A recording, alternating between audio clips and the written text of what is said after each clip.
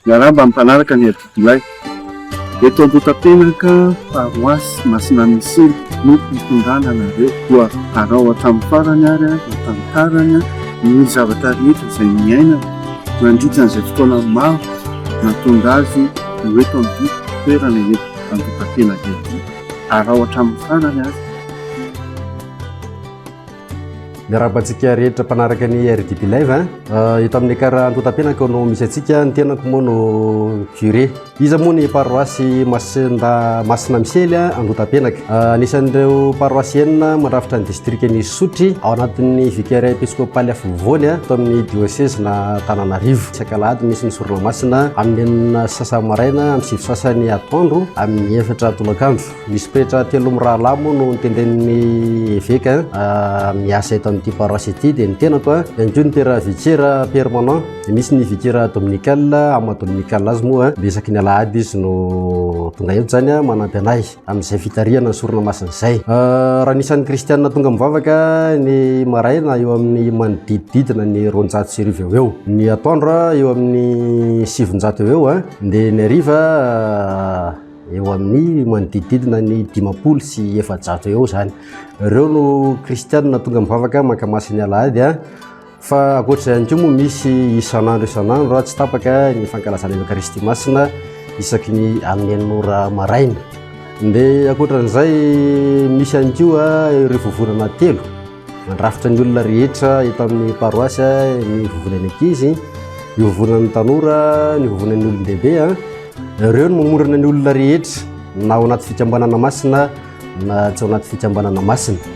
Dia araky ny izay zavatra voalaza teo zay dia mahakasika ny olona rehetra mihitsy ny pastoraly zany eto amin'ity paroasy ity zany fa tsy hoe ho anasokazin'olona manokana fotsiny. Dia voasahana ao anatin'ireo vovonana telo ireo ny olona rehetra.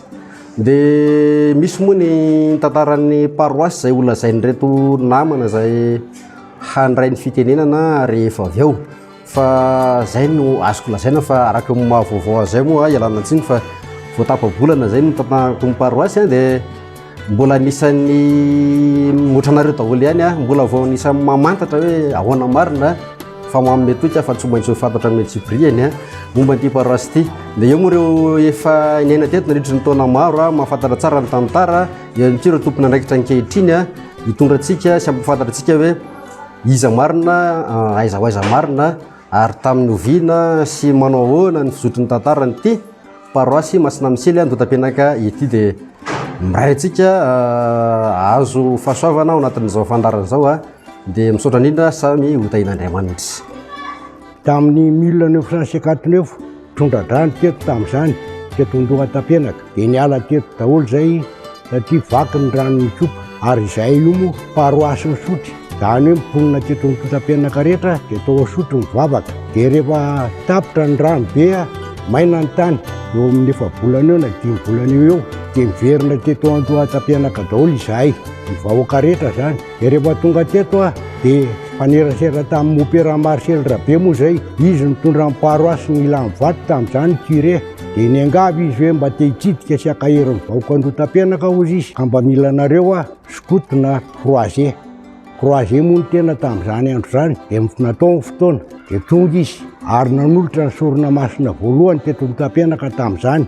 Dia tao anatiny afovoany no naovana ny soronamasina voalohany. Dia rehefa vita izay dia niangavy ny ray aman-dreny sady nisaotra azy amin'ny soronamasina sy mifankahirezana nataony hoe mba tsy deuxième opéra. Dia amin'ny mampaharoasy ny Sotry anay moa dia niteny izy hoe tsy maintsy mbola ifampiresaka amin'ny homonian'ny Sotry hozy izy dia vitantsika ao fa hitsidika anareo matetika ihany. Dia tonga fandrony izy nanao soronamasina dia mitedava toerana malalaka hozy izy na hevitra amin'ny malalaka anaovana soronamasina isan-kalady fa tsy mety amin'ity alamanjany ity. Dia nitady hevitra moa ny ray aman-dreny dia nahita hevitra ny malalaka. Dia tonga amin'izay ry mopera dinana nolotra soronamasina matetika, mopera lagrange mbany mopera vagomasy tao asotro zany ny tonga matetika tety dia nandalo teto ny opera malagasy sasasasa maromaro adiniko ny anarany ary tonkory mopera fortuna dia tao aorinan'izay tonga ary mopera zéro marakoto malala mbola mopera izy tamin'izany andro zany dia niteny izy hoe maro izy ny vahoaka kristianina eto Andohatapenaka ka noho izany amin'ny bedavy ianareo toerana malalaka na tany malalaka anorenana fiangonana dia nitady noho ny tena nyray aman-dreny tamin'izany dia mifampiresaka tamin'ny tompoko vavy Ravelomavo sy Rakotoasim-bola dia nanaiky izy ny ameny dobo mbola dobo ty toerana ty tamin'izany dia hototofany dia nividin'ny fiangonana dia mopera dimo zany toko titra tamin'izany mitondra an'le anarana amin'ny matoko tamin'ny fiangonana azy zany dia nitotofana kofa dia ny rano tamin'ny kelikely dia naorina amin'ny fiangonana inona moa ny fiangonana natao tamin'izany fa rotsopeta tranzozoro ny saromana fotaka dia tao zay nivavaka tamin'izany dia tao ty aoriana zany hoe salina fanaovam-pety dia rehefa nanao an'le salina fanaovam-pety dia tao no nanao fiangonana dia le fiangonana rotsopeta no nitongo mopera ganapiny tamin'ny taona 1960 dia niezaka izy anorina fiangonana vaovao dia ny fiangonana vaovao izay naorina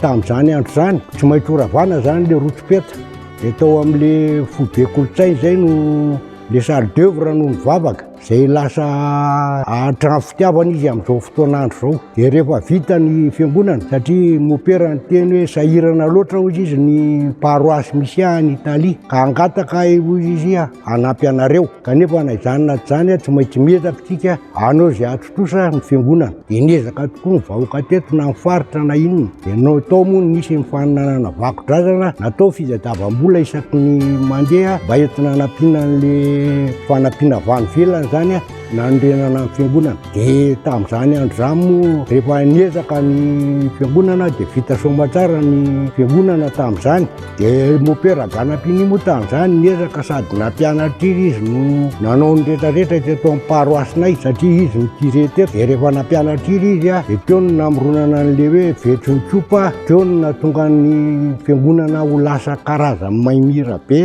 satria teto no nanombohan'ny sorona masina tomposiny karazany rehetrarehetra reny dia rehefa nandeha zay rehetrarehetra zay dia mbola voatana mandrakandroany zany le vetron'ny tsopa zao tsika amin'ny teniteny zao dia ny tonga moa mopera Georges Gualdi dia izy indray no nanorina ny sekoly Victoire Somanarivo tetya dia rehefa vita amin'ny mopera Georges Gualdi ny fiangonana sekoly Victoire Somanarivo dia tao aorinan'izay maty moa satria voan'ny cancer dia nandalo teto daholo ny mopera hatramin'ny mopera Razapondrabe Cornet sy ny mopera maromaro fa adino le anaran'le mopera rehetrarehetra efa maro izy ireo fandimby teto no nylasa mopera Georges Gualdi dia tsy nisy mopera teto tamin'izay dia tonga mopera Jacques Couture dia tamin'ny andro mopera Jacques Couture mihitsy no nitondrako ny mandahako voalohany ka eny taona zany ny troisième mandat zany président am-piangonana foana dia tapitra moa zay dia efa tsy azo vidina intsony dia le vadiko indray no niditra rehefa enitsika ny tantarany natonga ny paroasy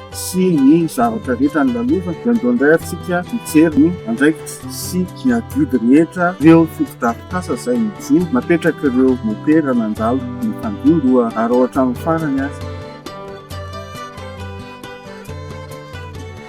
Raha hotoizina moa zany ny tantaran'ny fiangonana izay niteneniny teo aloha ny andron'ny tondran'ny mopera Jacques Couture marihana moa zany fa tamin'ny andron'ny mopera Jacques Couture nanorenana ny CDA ihany koa izy dia tonga teto nitondra ny paroasy ary nanangana ny CDA io hikarakarana ny mahantra sy ny indrindrandrindra ireo ray aman-dreny ray mpianakaviana reny mpianakaviana tovolahy tsy mananasy ireo sahirana izany rehetrarehetra zany no tena nikatroany mopera Jacques Couture teto ary niaraka taminy moa zay nikarakaran'izy ireo ary zay dia anisan'ny ekipa mpanorona ny CDA ihany koa izany hoe niara-niasa tamin'ny paroasy zany ny CDA nanao an'izay zavatra izay manarak'izay moa raha maty izy tamin'ny 10 aogositra 1990 sy 1990 dia nametraka fitenenana izy tamin'ny mopera Gino Manzoni hoe raha ohatra ianao ka hiara-hiasa dia miaraha miasa amin'ny Madame Angèle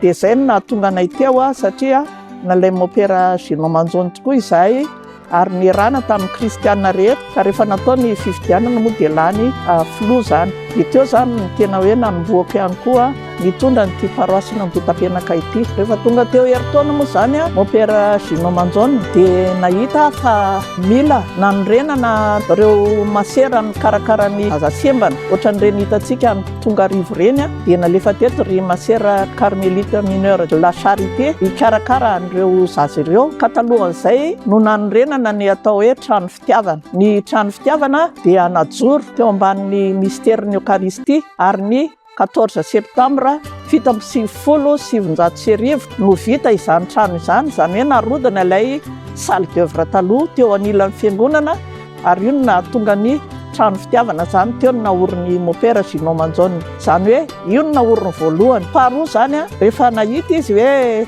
tena tery ny fiangonana ny vavahan'ny kristianina teto Antotapenaka, ny antombo ihany koa ny kristianina, ny akabeazanay a dia any ivelany avokoa no mandeha mivavaka indrindra rehefa andro fety. Ka teo izy no nahita hoe andeha ary a ataontsika lehibe ty fiangonana paroasina Antotapenaka ity, satria tamin'izany olona 700 ihany ny zakan'le fiangonana kely.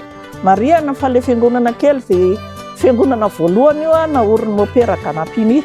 Rehefa tonga i mopera Manzone zany a dia nahitana hoe mijaly be izahay satria ny tena nahitana anay hoe mijaly a rehefa tonga ny fahavaratra dia tetovozina ny rano ao am-piangonana dia manovo rano foana. Sanatria reny sobakaky reny ary mitsabikimbikina tonga eny ambony hotely dia nalahelo ihany izy a. Dia izay zany a no asa faharoa nataon'ny mopera Gino Manzone. Amin'izao fotoana izao a dia efa mijoro ny trano lehibe eglizina Antotapenaka ity zany izay naoriny mopera Gino Manzone. Ka ny nitokanana azy a dia tamin'ny 13 Desambra 1790 ary ny kardinaly Gaëtan Razafintratandra no nitokana azy.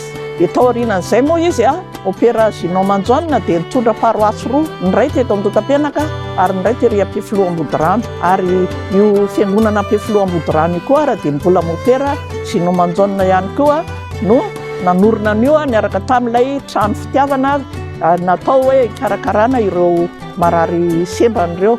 Misy faritra 7 moa zany eto amin'ny paroasinay, hatrany Akasina any a, hatrany Befetrika, hatrany akaikin'iny Étoile Rouge iny a, mbola faritra aty aminay Antotapenaka dia ery akaikin'ny Vatobe, ery akaikin'ny 67 hectare any ampitan'ny rano any a, mbola misy ny atao hoe Apasika Andrefana. Zany anisan'ny faritra teto amin'ity paroasy ity a izay nedidiny izay mopera mitondra rehetrarehetra eo.